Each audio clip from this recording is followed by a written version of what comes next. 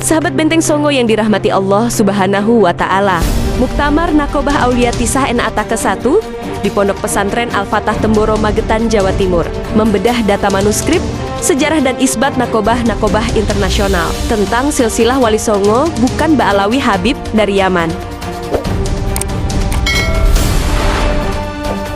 Saya pun kata okey, jumpakan bonda. So saya jumpalah dengan dengan Kiai. Dan kemudian Kiai kata, aduh bonda, 2018 kami sudah mula mencari.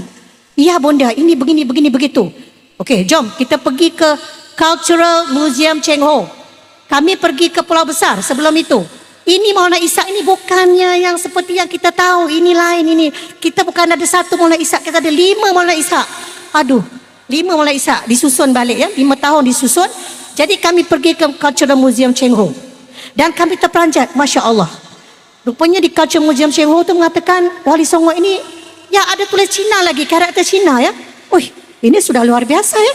Sebab kita ingat dia daripada jalur Hadramaut ke India, ke alam Nusantara ya.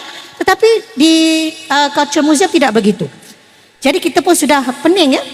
Tetapi ada satu paparan, ini saya bagi tahu pada Mr. Li Pei Feng tadi ya. Saya kata di Museum Cheng Ho itu ada satu maklumat yang sangat besar, bahawanya pada tahun 1964 MO Palindungan telah mengeluarkan satu maklumat di dalam bukunya bertajuk Tunku Rao, mengatakan keterkaitan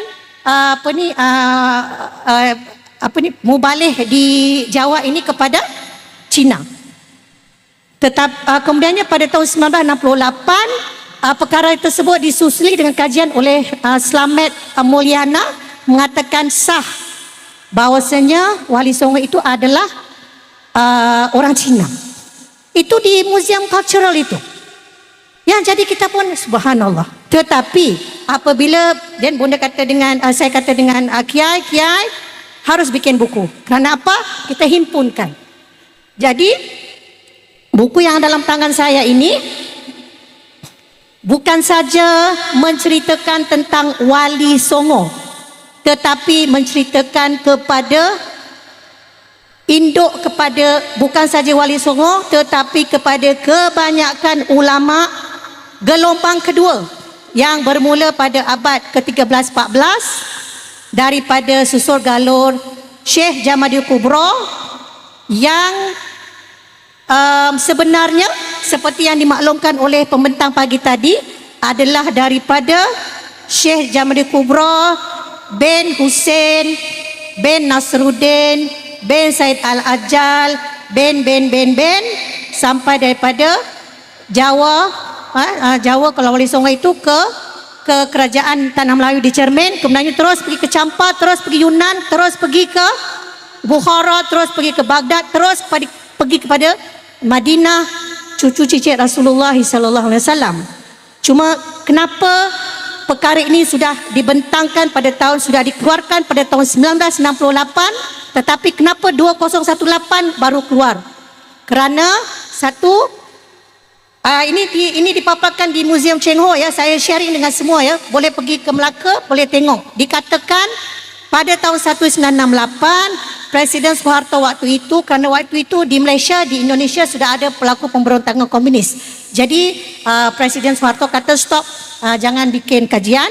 Jadi di stop pada tahun 1671. Kemudian apabila Gus Dur Menteri Indonesia, Presiden Indonesia yang keempat, Gus Dur naik.